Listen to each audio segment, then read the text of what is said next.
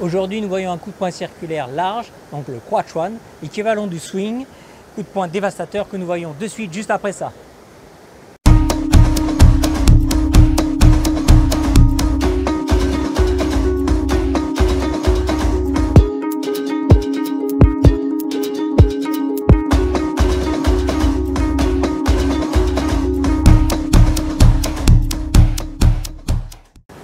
Bonjour, je suis Cyril Périchard, ceinture noire 4e dan de Kung Fu, professeur diplômé d'État.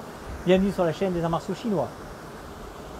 Donc ce coup de poing qui est un coup de poing swing est une frappe large, très large. On va le faire quand on va faire la frappe, vous voyez le pouce en bas et on frappe avec les racines des deux métacarpes qui sont du majeur et de l'index. Donc ici. Donc dans cette frappe, pensez à bien... Donc il y a cette rotation et penchez légèrement votre corps. Cherchez à basculer pour que votre frappe passe par-dessus la garde, d'accord, de l'adversaire. Donc c'est une frappe comme d'habitude ondulatoire où on travaille de la base, c'est-à-dire de la terre en passant par les hanches, épaules, poings.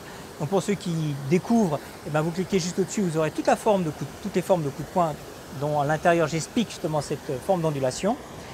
Donc dans ce coup de poing, cette frappe, je vais quand même le répéter un petit peu.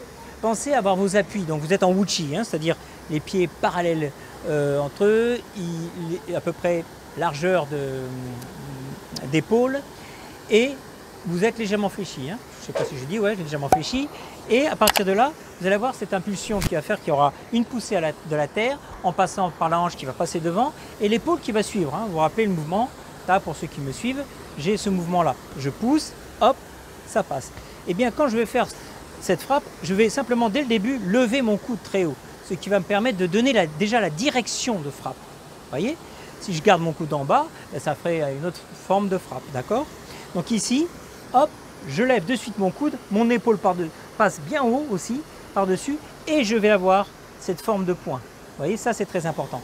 C'est-à-dire que je balance, vous voyez, hanche, épaule, et de suite, mon coude se lève, ce qui me permet, comme un fouet après, bam, de rentrer par-dessus. D'accord?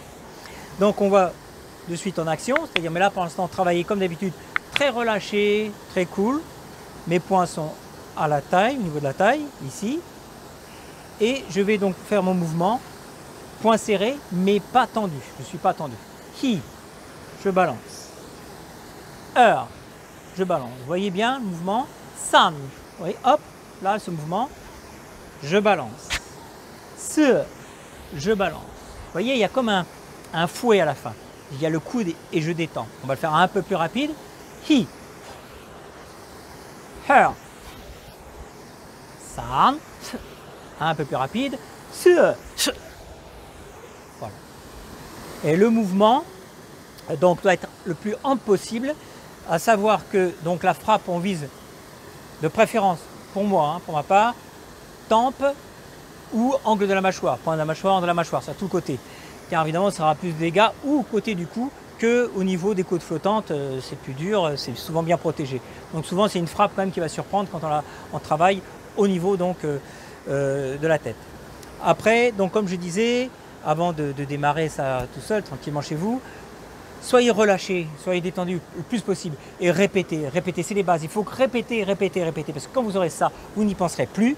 Ça sera un réflexe, votre forme sera belle, elle sera efficace.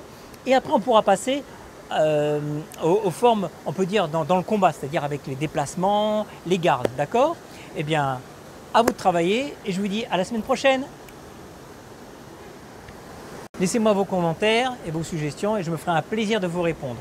Et aussi, n'oubliez pas le pouce bleu, ça va m'aider. Merci et à bientôt.